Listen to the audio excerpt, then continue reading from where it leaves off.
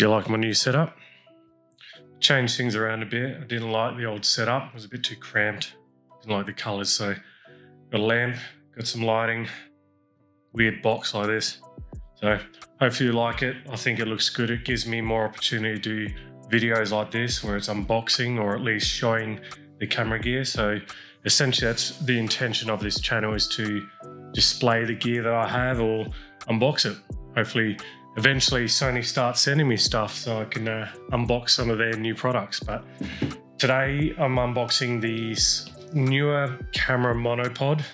And the reason I got this is because with the 70-200, this lens here, I struggled to keep it steady. So in one of the videos I put on YouTube, you've probably noticed, if you've watched it, there's a bit of movement that I tried to use warp stabilizer to correct, but it didn't do the job. So what I'm going to do is try this monopod to see whether it helps me with stable video. I won't need it for photo, but it's mostly for video, just so I can pan or just have it sitting there sturdy and stable, because I shake so much for whatever reason. I don't know why, but just not a very steady hand. So I'll get into it and see what it looks like. Today I'm going to be taking this out to a place in Adelaide where fruit bats gather. I believe they're called grey-faced flying foxes, and they're native Australian bats that migrated here from New South Wales and Victoria, and I think, I don't know, 13 years ago, but they've stayed here and they hang around this one spot in Adelaide during the day. It's near the Adelaide Zoo, and there's some pine trees that they're just all gathering, hundreds of them, thousands even, just gather there and chill for the day until later on, closer to sunset, they start flying towards the hills, which is very cool to see, especially during the fringe time in Adelaide. You can see them flying over the fringe and it looks pretty cool. You're gonna have to bear with me because I have no idea what is in this bag. Obviously the monopod, but bag within a bag.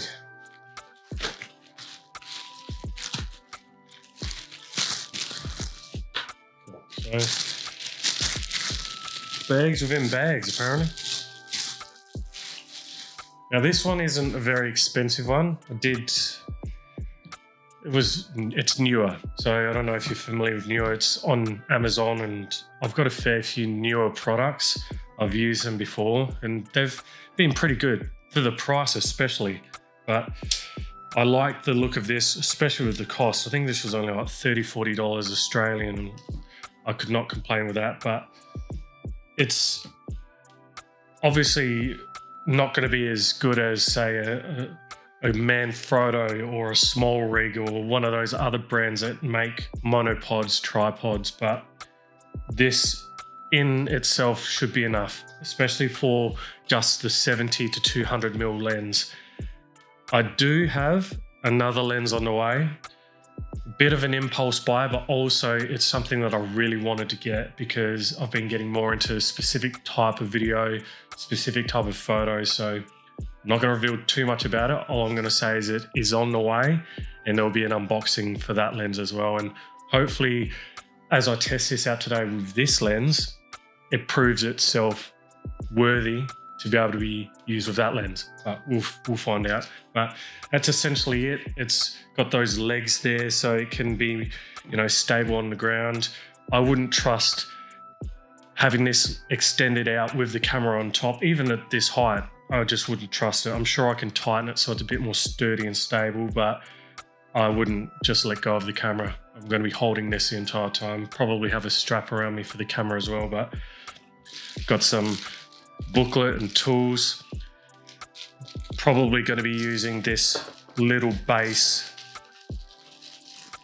plates, whatever you want to call it. It's like a little arrow, and I think that's just going to be easier to move the monopod around and pan easier rather than it being on here, but it seems to twist quite easily. And again, I don't know what I'm meant to tighten. This is a new thing to me, so it's probably in my face, but That's probably the worst unboxing video you've ever seen, but hey, this is my first unboxing video in my new setup, and I really like this space that I now have.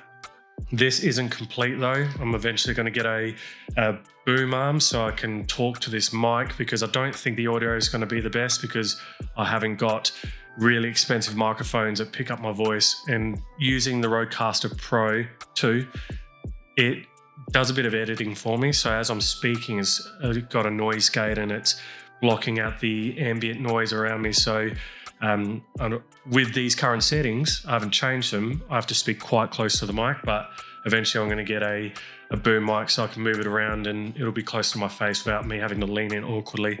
But yeah, I hope you like this video. I'm going to head out now and head to capture some bat photo video. I'm going to be using the A7CR. This is probably the best hybrid camera for this price point and this compact size that you can get today. AI autofocus, 61 megapixel sensor. This thing is a beast. It's not as spec'd out, I guess, as the A7R5, but it is the baby version or the little brother version of the A7R5. There's just some features that this hasn't got, this is missing, that camera has, but it's a fantastic camera. I really like it, and I reckon I'm going to get awesome photo video with it today. So I'll make sure to add that at the end of this video, so stick around and you'll be able to see what I've been able to capture using this monopod and this camera and lens setup. See you when I'm back. Now I'm at the location here in Adelaide. It's near the Adelaide Botanical Gardens, for those who are local to Adelaide and interested in coming to see where the bats reside. But they're just behind me. You can probably hear them and see them all through these trees here. There's literally thousands of them. So what I'm going to do is set up this A7CR with the 70 to 200 and just use this monopod for video. It's got that sharp point on the base just so I can pan, pull back and forward, so I can easily try and track and see if it does help with stabilizing the footage a little bit more, so I don't have to do as much post work. So these are the grey-faced flying foxes. They're, like I said in the introduction, they're local to Australia, native wildlife. So I'm going to test what I can get with a 70-200. This being that it is a 61 megapixel camera, I can punch in when it comes to photos as well as video, do the Super 35 mode. So I'm going to test that as well, which will make this an equivalent of 300mm and an aperture of 6. So give it a go, see how it goes. And I am looking forward to the new lens I did kind of hint at before. It will give me a bit more of a ability to get closer without having to step in closer. So if that's a hint of what I've just got, what I just ordered, then take it as you will. But we'll see what I can get here now. I'm just going to attach this to the base plate of this lens and see what I can get. Now I've realised that this isn't the most stable, and I think it's just user error. I think it is just because, one, I'm on grass, and two, just trying to figure out how to hold it where I'm not giving it too much tension and shaking the camera that way. So still trying to work it all out, but I just realised as I was taking those first few photos and video that the optical steady shot on this lens was turned off. So that's why you make sure that your settings are correct before you start recording or taking photos. I'm going to get in a bit closer, see what I can get, because this lens, even though I can punch into 300mm, still isn't enough. So as I kind of hinted at before, the lens that I have on the way, I feel like will get so much closer, so much tighter, and so much more detailed shots of birds or animals, wildlife that are further away, because I personally don't want to get too close to these bats. Don't know what they carry. Now I could potentially move closer in. There's a spot around the corner where there are more spots where you can see the bats, but I feel like this is probably the best spot I can be in. I'm in shade, so there's not direct sunlight on my face as I'm doing this talking head stuff, but also I've just got a whole side view of these trees and the bats. Probably the best spot you can really get. I'm going to switch over to photo now, see what I can get, because this being the 61 megapixel, I'll be able to crop in a bit. But if I do punch in on the camera, it immediately goes to a 26 megapixel file. So I think it might be just better to have the full 61 megapixel and just crop in post, because I think I'll be able to retain a bit more megapixel data, but just depends on how much you crop in, I guess.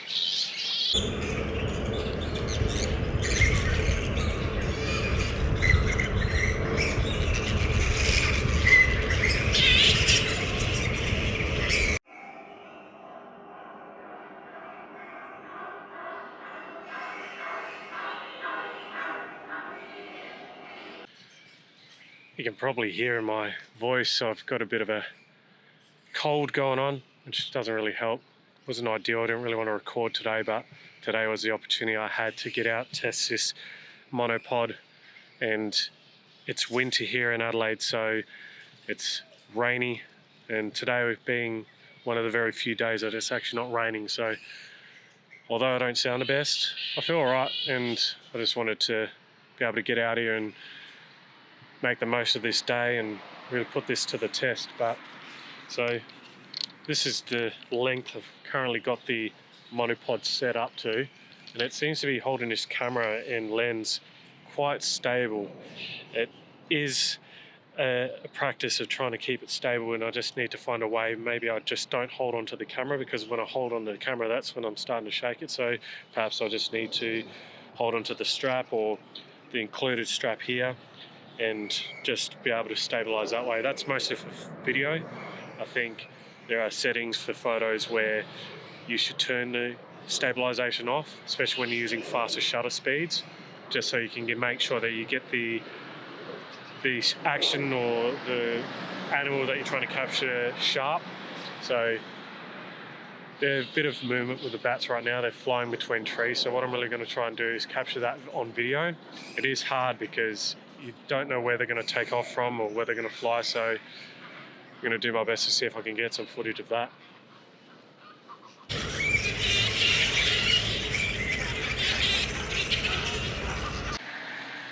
So I'm trying with no luck to capture one in flight.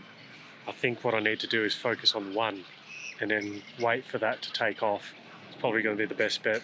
The only way I'm really going to ensure that I'm able to capture it in flight, but I think it's all part of practice and patience.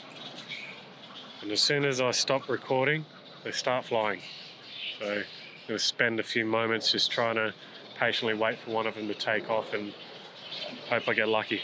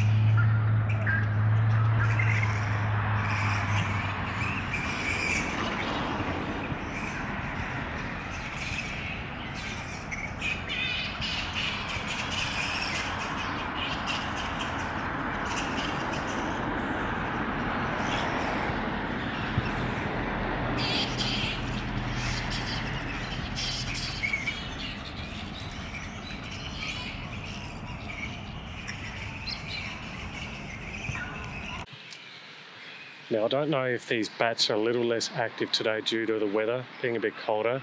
All I do know is they don't handle the heat very well. So when the temperatures are above 38 degrees Celsius, I believe it can be quite fatal for them. So I think during the warmer periods 10 years ago, and I could be wrong here, I think that's why they migrated and they've just stayed here ever since.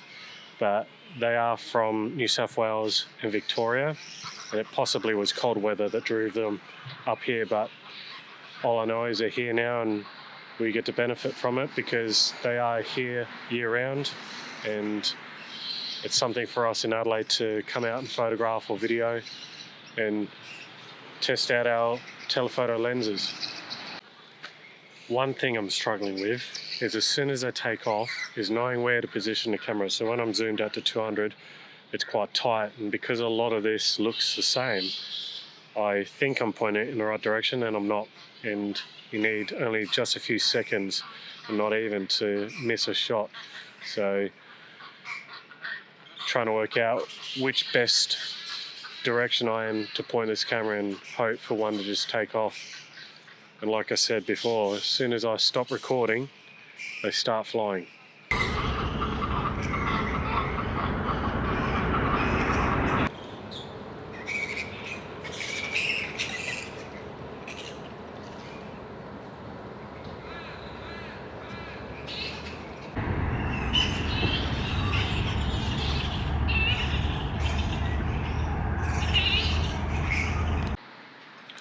I'm also working out that as great as this camera is and as many abilities that this camera has, it's not great at whiffing. It's got a lot of yellowing, rolling shutter effect, and I think it's due to the 61 megapixel sensor. But so I can't, with video, whip it if I'm trying to capture a bird in flight. So that's just to be noted for when I bring this camera out for next time. Maybe it's solely just a photography camera for fast moving birds, that is, at least. And perhaps I'll just need to stick with the FX30 or the ZV-E1. So I brought both. Obviously I'm doing the talking head stuff on the FX30 and I've got my ZV-E1 in the bag there, but I want to continue seeing what I can get with this camera here. Might switch it out for the ZV-E1 soon and just see what I can get. And I think I just have a better chance with less rolling shutter on that one perhaps.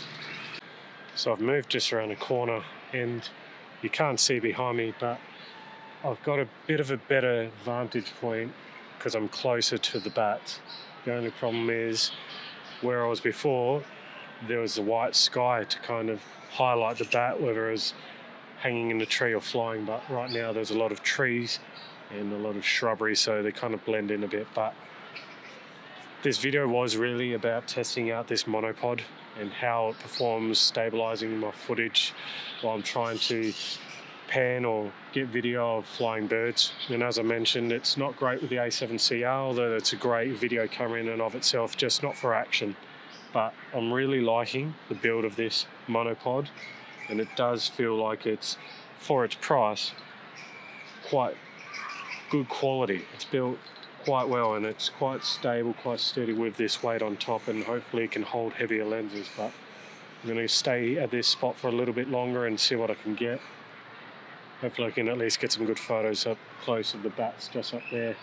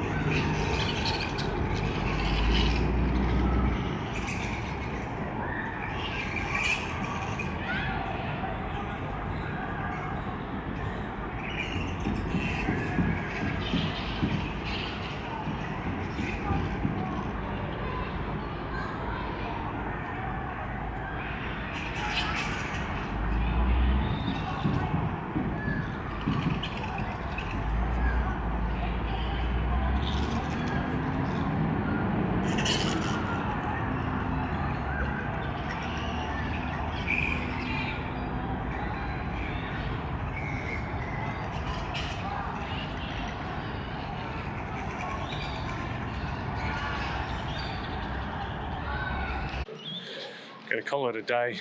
Been here for about an hour and I've got some decent photos and video, but definitely gonna come back when I have my new lens. So I think that'll be able to give me a lot more dynamic shots, at least the ones that I really wanted to get today. But all in all, this monopod by Neewer, I highly recommend. Its build quality is fantastic. It feels stable, it feels sturdy.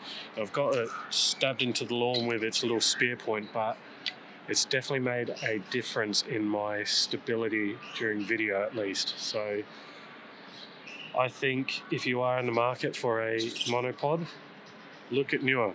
It's decent enough to hold a lens and camera setup like this, but obviously if you're using something much heavier, probably look at the more expensive options. But all in all, happy with this purchase and glad I got to test it out today, at least with the 70 or 200, but I'm going to put this more so to the test with a heavier lens next time. So I'm going to take this footage and photos home and see what I can make of it.